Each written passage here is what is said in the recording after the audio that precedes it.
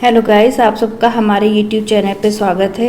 जिस प्रकार से हम लोग क्या कर रहे थे कि अभी थ्योरी पार्ट तैयार कर रहे थे टीजीटी पीएचडी के जो भी चैप्टर थे हमारे, और उसमें क्या हुआ कि हम लोगों ने थ्योरी का पार्ट तैयार किया, लेकिन उसके साथ साथ में क्या है कि जो हमारे प्रीवियस ईयर के जो क्वेश्चंस पेपर हैं उनको भी सॉल्व करना बहुत ज़रूरी है। जितने आप जो है एमसीक्यू हल करेंगे उतना ही आपके एग्ज़ाम के लिए उपयोगी होगा और क्या होगा कि आप उतने क्वेश्चंस अटेम्प्ट कर पाएंगे।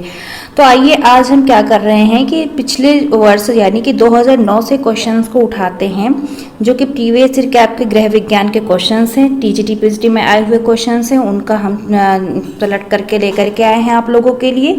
तो उनको देखते हैं और साथ साथ में क्या है कि क्लास के साथ साथ में क्वेश्चंस को भी हम देखते हुए चलेंगे, जैसा कि हमने आप लोगों से वादा किया था कि आपको हम क्वेश्चंस भी प्रोवाइड कराएंगे, जिससे क्या होगा कि आप लोग जो है घर बैठे अपनी तैयारी आसानी से कर सके। हमारा पूरा सहयोग आप लोगों के साथ रहेगा। चलिए अब हम देखते हैं 2009 के गृह विज्ञान के जो भी परीक्षा में क्वेश्चंस आए हैं उनका हमने चयन किया है। आइए उनको देखते हैं। सबसे पहला क्वेश्चन ये है, देखिए कि आपका सबसे फर्स्ट क्वेश्चन ये आता है यहाँ पर कि गृहिणी, जो आपका गृहिणी द्वारा बचत करने का उद्देश्य क्या है। यानी कि जो गृहिणी होती है उसका सबसे मुख्य उद्देश्य क्या होता है, बचत किस प्रकार से कर सकती है। तो सबसे पहले क्या है कि आपका महंगी वस्तुओं को खरीदना होता है, या फिर अपनी शान को सुरक्षित बनाए रखने के लिए होता है, या फिर भविष्य को सुरक्षित बनाने के लिए, या फिर उपरोक्त में से सभी के लिए। देखिए यहीं से ही चीज़ें अंडरस्टूड हो जा रही हैं कि क्या होगा कि भविष्य को सुरक्षित बनाने के लिए। ये बहुत ही कॉमन क्वेश्चन है, जिसको क्या है कि अगर हम थोड़ा सा भी सोच विचार करें, अपने में थोड़ा सा ही सोच के चले, तो क्या होगा कि आपको तुरंत ही इस चीज़ को पता चल जाएगा, इसका सॉल्यूशन तुरंत निकल आएगा कि क्या होगा, भविष्य को जो सुरक्षित बना सके वही उत्तम गृहिणी कहलाती है। चलिए अब नेक्स्ट क्वेश्चन की तरफ हम लोग बढ़ते हैं कि नेक्स्ट क्वेश्चन आपका आता है पायरिया रोग। पायरिया रोग जो है होता है किस में होता है, तो पायरिया रोग किस में होता है, आप लोग को ये भी पता है पायरिया रोग किस में हो रहा है, कानों में, आँखों में, नाक में। तो सीधी सी बात है, पायरिया रोग आपको किससे संबंधित है, दांतों से संबंधित है, जिसमें क्या है कि मुंह से स्मेल आने लगती है और दांतों से ब्लड वगैरह आने लगता है। तो ये क्या होगा कि दांतों में होने वाला ये रोग है। आइए अब नेक्स्ट क्वेश्चन की तरफ बढ़ते हैं। नेक्स्ट क्वेश्चन आपका आता है, जैसे कि आया है कि प्लास्टिक की वस्तुएं साफ करनी चाहिए। जो प्लास्टिक की वस्तुएं हैं उनको किस वस्तु से साफ करना चाहिए। देखिए पहले से भी हाईलाइट कर दिया हमने, उसको थोड़ा सा ब्लैक से जो है बोल्ड कर दिया, जिससे क्या है कि आप लोग को आसानी हो सके। तो क्या है कि प्लास्टिक की वस्तुएं साफ करनी चाहिए, किस चीज़ से साफ करनी चाहिए, चूने से, राख से, सर्फ तथा साबुन से, या फिर नींबू से। तो सीधी सी सिंपल सी बात है कि प्लास्टिक की वस्तुएं किससे साफ होती हैं, सर्फ या साबुन से साफ होती हैं। ठीक है, और उसके बाद में क्या है कि नींबू से आपको पता है कि तांबे के बर्तन साफ होते हैं, और ये सारी चीज़ें नहीं आएंगी। तो चलिए आगे के क्वेश्चंस को हम देखते हैं। अब यहाँ पर आता है कि प्राकृतिक संवातन के अंतर्गत आता है। तो प्राकृतिक संवातन के अंतर्गत क्या आता है, संवहन धाराएं आती हैं, या फिर वातानुकूलन आता है, या फिर एग्जॉस्ट, आपका एग्जॉस्ट फैन आता है, या फिर ये सभी आते हैं। तो सीधी सी बात है, प्राकृतिक रूप है तो वहाँ पर क्या होगा, वातानुकूलन नहीं होगा, एग्जॉस्ट फैन भी नहीं होगा, क्या होगा, संवहन धाराएं हो जाएंगी आपकी। यहाँ पे आंसर क्या जाएगा आपका, संवहन धाराएं हो जाएंगी, यानी कि ये क्वेश्चन हो जाए आंसर हो जाएगा। फिर आइए आगे बढ़ते हैं, हम लोग आगे बढ़ते हैं क्वेश्चन की तरफ कि नाइट्रोजन गैस का प्रमुख कार्य क्या है। नाइट्रोजन गैस का प्रमुख कार्य के बारे में देखते हैं कि ऑक्सीजन की ज्वलनशीलता को कम करना है, ऑक्सीजन की ज्वलनशीलता को बढ़ाना है, कार्बन डाइऑक्साइड को शुद्ध करना है, ओजोन के प्रभाव को कम करना है। तो सिंपल सी बात क्या है कि ऑक्सीजन की ज्वलनशीलता को ही कम करना होगा, तभी नाइट्रोजन। देखिए आपके कहीं पर भी आपका हॉस्पिटल होता है, फिर कॉलेज होते हैं, तो वहाँ पर छोटे छोटे सिलेंडर्स लगे होते हैं, तो उसमें कौन सी गैस होती है, आपकी यही गैस होती है, जिससे क्या होता है उसकी ज्वलनशीलता को कम किया जा सके। आइए आगे बढ़ते हुए आगे का आपका क्वेश्चन है, देखिए यहाँ से स्टार्ट हो गया है 6 क्वेश्चन, यानी कि परिवार की कुशल अर्थव्यवस्था निर्भर करती है, किस पर निर्भर करती है आपके परिवार की कुशल अर्थव्यवस्था। पहला ऑप्शन है आवश्यक बचत पर, और उसके बाद में क्या है, आवश्यक बचत पर है, फिर आपका आता है आवश्यकताओं के समन्वय पर आता है, फिर विवेकपूर्ण बचत पर आता है, तो आपका और आवश्यक खर्च की कटौती पे आता है। तो आपका आंसर क्या होगा, विवेकपूर्ण बचत पर आएगा।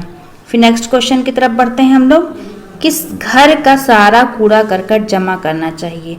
देखिए बहुत से कॉमन से क्वेश्चंस हैं। इसमें क्या है कि आपका गृह विज्ञान का कहा भी गया है कि वैज्ञानिक तकनीकी से कह के किए गए कार्यों को संपन्न करना या फिर उनको एक क्या होगा कि सफलता से उस कार्य को पूर्ण करना क्या कहलाता है? गृह विज्ञान का जो भी आता है वो चीज़ें आती हैं। तो क्या होता है कि इन्हीं सारी चीज़ों को एक वैज्ञानिक रूप देना क्या कहलाएगा? आपका गृह विज्ञान कहलाएगा। तो अब ये देखिए सिंपल सा क्वेश्चन है कि घर का सारा कूड़ा करकट जमा करना चाहिए। क्या होगा? कूड़ेदान में, रसोई के कोने में, घर के बाहर, इनमें से कोई नहीं। देखा जाए तो कंफ्यूजन हो जाएगी लोगों के अंदर, क्या करेंगे घर के बाहर जमा करने की बात कर देंगे। लेकिन क्या होगा कि यहाँ पर देखिए बिल्कुल कॉमन सा क्वेश्चन है कि घर का सारा कूड़ा करकट कहाँ जमा करें? सबसे पहले कहाँ होगा? कूड़ेदान में होगा जा करके। तो आपको इन चीज़ों को बहुत ही ध्यान में रखना होगा, क्योंकि यहाँ पे ज़्यादातर लोग क्या करेंगे, कहेंगे घर के बाहर जो है कूड़ा जमा करके उसमें क्या करना चाहिए? आग लगा देनी चाहिए। लेकिन ऐसा नहीं है। तो क्या होगा? इसमें कूड़ेदान में जमा करना चाहिए। उसके बाद जा करके आप क्या करेंगे? घर के बाहर जो भी है डाल करके फिर कहीं भी। अब तो अब ऐसा नहीं रह गया है प्रोसेस। अब आपको नगर निगम से आपको प्रोवाइड किए जाती है, सुविधा दी जाती है, कूड़ा लेके जाते हैं, उन्हें शहर से दूर ले जा करके क्या करते हैं, उनका जो है उनको नष्ट करने का प्रयास किया जाता है पूरी तरह से, फिर खाद वगैरह बनाई जाती है। नेक्स्ट क्वेश्चन, आधुनिक समय में जो नेक्स्ट क्वेश्चन आपका दिया गया है थोड़ा सा तिरछा हो रहा है हमारा, ये कोई बात नहीं, हम लोगों को क्वेश्चन पे ध्यान देना है, इन सारी चीज़ों को लेके नहीं चलना है। तो क्या हो रहा है कि आधुनिक समय में जो भी है कि आधुनिक, इसको थोड़ा सा सीधा करने का प्रयास हम कर रहे हैं, थोड़ा सा डिस्टर्ब हो रहा है, चलिए कोई बात नहीं। हम लोग को समझने से मतलब है कि क्वेश्चन मिलने चाहिए। पढ़ने वाले बच्चे क्या करते हैं, उनको क्वेश्चन से मतलब होता है, बाकी चीज़ों पे ध्यान नहीं देते हैं। चलिए, क्या होता है कि आधुनिक समय में पर्दों, कालीन, फर्श इत्यादि को साफ करने का सर्वोत्तम यंत्र क्या है? तो आधुनिक काल है, देखिए यहीं से पता चल गया। मॉडर्न युग का पूछा गया है तो झाड़ू नहीं होगी, ब्रश भी नहीं होगा, वैक्यूम क्लीनर होगा और ना कि झाड़न होगा। तो क्या होगा? आधुनिक युग में वैक्यूम क्लीनर होगा, जिससे क्या होता है कि सभी प्रकार के डस्ट को खींचा जाता है। फिर आपका आता है निम्नलिखित में से किस प्रकार के बर्तनों को साफ करने के लिए नींबू तथा नमक का प्रयोग करना चाहिए? देखिए अब यहीं पर ही दो क्वेश्चन आपके तैयार हो जाते हैं। जैसे कि इससे पहले क्या हुआ था कि प्लास्टिक के बर्तनों को साफ करने के लिए किसका प्रयोग किया जाता है? तो आपका सर्फ और साबुन आ जाता है। ठीक उसी प्रकार से वहां पे देखिए नींबू का ऑप्शन दिया हुआ था, मैंने कहा नींबू यहाँ पे नहीं होगा, तो यहाँ पर क्या हो जाएगा? नींबू का क्या होगा? फर्नीचर वगैरह में आ जाएगा। चलिए नेक्स्ट क्वेश्चन की तरफ बढ़ते हैं। सूर्य की किरणों से निम्नलिखित कौन सा विटामिन प्राप्त होता है? तो ये तो सिंपल सी बात है। देखिए कुछ क्वेश्चंस ऐसे दिए रहते हैं जिसको क्या है कि आंख बंद करके भी आप ऑप्शन लगा सकते हैं और आप अपना जो है स्कोरिंग कर सकते हैं। तो क्या होगा? सीधी सी बात है, इसमें ऑप्शन पढ़ने की जरूरत ही नहीं है, तो विटामिन डी होगा। नेक्स्ट चलते हैं, कपड़ों को काटने वाला कीट होता है। ये सारे बहुत भाई आपका टेक्सटाइल से क्वेश्चंस बहुत फंसा देते हैं, जिसमें क्या है कि उसकी जानकारी लेना अत्यंत आवश्यक होता है। तो क्या हो जाएगा आपको? कपड़ों को काटने वाला कीट कौन सा होता है? क्लीफ मोथ होता है या फिर क्लीफ फैल्कस होता है, सिल्वर फिश होता है, इनमें से कोई नहीं, तो आपका क्या हो जाएगा? क्लीफ मोथ हो जाएगा। चलिए नेक्स्ट क्वेश्चन की तरफ बढ़ते हैं हम लोग कि क्षार से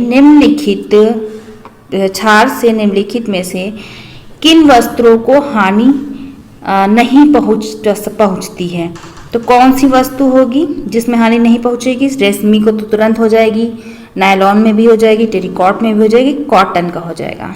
ठीक है, फिर नेक्स्ट क्वेश्चन की तरफ बढ़ते हैं। निम्न में से कठोर जल की विशेषता क्या होती है? कठोर जल की निम्नलिखित में से विशेषता क्या होगी? चलिए और भी ऑप्शन हम लोग देख लेते हैं, उसके बाद बताते हैं। पानी में झाग कम उठते हैं, भोजन सरलता से बनता है, पीने में स्वादिष्ट होता है, रंगहीन, गंधहीन तथा पारदर्शी होता है। तो ऐसा कुछ नहीं है। क्या होगा आपका यहाँ पे? इसका सिंपल सा है कि पानी में झाग कम उठते हैं। ओके, फिर नेक्स्ट क्वेश्चन की तरफ, घर पर जल शुद्ध करने की उपयुक्त विधि कौन सी है? सिंपल सी बात है, ब्लीचिंग पाउडर द्वारा नहीं होगा, उबाल कर, फिर आपका क्लोरीनीकरण द्वारा, अवक्षेपण द्वारा। तो आपका क्या आ जाएगा? उबाल कर हो जाएगा। क्या होगा? उबाल कर हो जाएगा। फिर आते हैं जल की अशुद्धियां होती हैं। किस किस प्रकार से जल की अशुद्धियाँ होती हैं। चलिए, जीवाणु का होता है, घुलित होता है, तैरने वाली होता है, या फिर ये सभी होती है। ये सारी सभी प्रकार की जो हैं अशुद्धियाँ होती हैं। और क्या होता है कि जैसे कहते हैं कि जल को शुद्ध करने के लिए दो रूपों से भी किया जा सकता है, या तो उसमें क्या कहते हैं उसको उबाल दिया जाए, और अगर हम बर्फ को भी, आइस को भी जमा लेते तो वो भी एक प्रकार से जो उसके क्या कहते हैं अशुद्धियाँ होती नष्ट हो जाती हैं। नेक्स्ट क्वेश्चन थोड़ा सा बड़ा हो रहा है, जूम करके शॉर्ट करते हैं। आइए देखते हैं, निम्न में से किस यंत्र द्वारा घर में सबसे ज़्यादा श्रम की बचत होती है। वेरी इंपॉर्टेंट क्वेश्चन है ये, बहुत ध्यान से देखेंगे कि निम्न में से किस यंत्र द्वारा घर में सबसे ज़्यादा श्रम की बचत होती है। आपका अलमारी आ जाएगा, नहीं होगा। अलमारी बिल्कुल नहीं होगा। गीज़र होगा, नहीं होगा। वैक्यूम क्लीनर नहीं होगा। क्या होगा? मिक्सर ग्राइंडर होगा। भाई सीधी सी बात है, पहले की जो भी गृहिणियाँ रहती थी सिलबट्टे में घंटों तक पीसती रहती थी, लेकिन अब यहाँ पर क्या है कि मिक्सर ग्राइंडर जो है थोड़ा सा वो हो गया। इसमें क्या होता था कि पहले की गृहिणियाँ क्या करती थी, मिक्सी में सिलबट्टा होता था पत्थर का, उसमें बट्टा अलग होता था और नीचे का पत्थर अलग होता था। उसको ले करके वो क्या करती थी, जो भी उन्हें बनाना है, ग्रेवी सब्जी बनानी है, जो भी तैयार करना होता था, तो वो लोग क्या तैयार करती थी सिलबट्टे में। बहुत मेहनत भी पड़ती थी, साथ साथ में क्या होता था, टाइम टेकिंग भी बहुत होता था। और मैंने एक चीज़ और देखी है कि अलग अलग आपके इंडिया में देखिएगा तो पत्थरों का यूज़ इसमें मसालों के लिए बहुत ज़्यादा किया जाता है। कोई उसे गोलाई में बना लेता है, गहराई की तरह, कटोरे की बाउल की तरह कर लेता है, कोई उसको सीधा सीधा बनाते कहीं कहीं पर। तो ये सारी चीज़ों को लेकर के जो क्या करते हैं कि अब क्या है कि सबसे ज़्यादा श्रम की बचत किस में हो रही है, आपकी मिक्सर ग्राइंडर से होगी। बल्कि देखिए यहाँ पे कंफ्यूजन हो जाएगी कि वैक्यूम क्लीनर भी हो सकता है, सोचेगा इंसान। क्यों सोचेगा?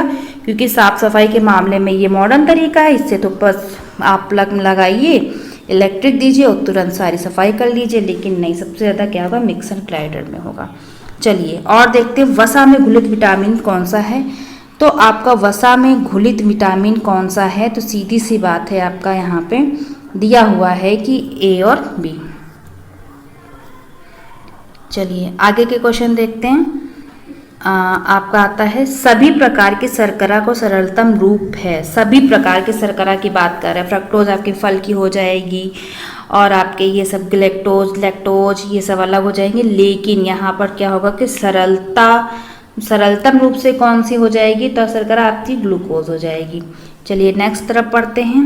प्रत्येक वर्ष फसल के समय खरीद लेना चाहिए। देखिए कितना अच्छा है, हमारे जीवन से भी रिलेटेड है, और ये सब चीज़ें जानने में कितना इंटरेस्ट आता है कि प्रत्येक वर्ष फसल के समय खरीद लेना चाहिए। क्या खरीद लेना चाहिए? आटा, आलू, घी और चावल। तो क्या खरीद लेना चाहिए? चावल। उसके बाद में क्या है, शरीर में रोगों से लड़ने की क्षमता को कहा जाता है। क्या कहा जाता है शरीर में रोगों से लड़ने की क्षमता को? संक्रमण, उद्भवन शक्ति, निसंक्रमण, रोग प्रतिरोधक क्षमता। तो क्या कहेंगे? रोग प्रतिरोधक क्षमता कहेंगे। चलिए नेक्स्ट तरफ, बच्चों में पाए जाने वाले भाषा संबंधी दोष क्या नहीं होंगे। ठीक है, देखिए डिस्लेक्सिया आपका भी आप बाल विकास पढ़ेंगे, चाइल्ड डेवलपमेंट, उसमें क्या होगा कि बालकों में जो बीमारियां होती हैं तो उसको किन किन रूपों से जाना जाता है, बोलने से संबंधी, लिखने से संबंधी सब चीज़ें भी पढ़ेंगे। लेकिन यहाँ पे क्या है कि उच्चारण से संबंधी दोष क्या नहीं है। गलत उच्चारण करना है, अस्पष्ट उच्चारण है, हकलाना है, लेकिन धीरे धीरे बोलना नहीं है। क्या होता है धीरे धीरे, ये तो व्यक्तियों के क्या होता है कि उनका गुण होता है, धीरे बोल रहा है या फिर तेज बोल रहा है, लेकिन क्या हो, गलत उच्चारण, अस्पष्ट उच्चारण, हकलाना, ये चीज़ें सुधारी जा सकती हैं। फिर आते हैं कि बालक के संवेगों की विशेषता नहीं है। तो बालक के संवेगों की विशेषता नहीं है। क्या? संवेगों की उग्रता, संवेगों में शीघ्रता। तो इसमें क्या चीज़ें आ जाएंगी, इसके देखिए दो ऑप्शन नहीं दिया गया है, जिसको क्या करेंगे हम नेक्स्ट वीडियो में लेकर के चलेंगे आपको यहाँ से, तो उसमें हम आपको प्रोवाइड कर देंगे। अभी क्या हुआ कि 21 क्वेश्चंस पूरे हमने करवा दिए हैं, क्योंकि इसके 4 ऑप्शंस नहीं दिए हैं और ऐसे हम बता देंगे, आप लोग कंफ्यूज हो जाएंगे, इसको हम नेक्स्ट वीडियो में बताएंगे। लेकिन 21 क्वेश्चंस जो हैं आपके हमने पूरे कंप्लीट करा दिए। किससे? 2009 के पेपर से, जो भी आपका 2009 में पेपर हुआ था टीजीटी का, उससे मैंने कंप्लीट करवा दिया है। अब क्या करते हैं कि इसके आगे के क्वेश्चन मैं नेक्स्ट वीडियो में प्रोवाइड करा दूंगी, और अभी के लिए इतना ही। काफ़ी है। आप लोग देखते रहिए मेरे चैनल को, अधिक से अधिक सब्सक्राइब करिए और लाइक करिए, अपने कमेंट जरूर करिए, जिससे क्या है कि हम आपको और भी सुविधा जो है प्रदान कर सकें। थैंक यू, धन्यवाद।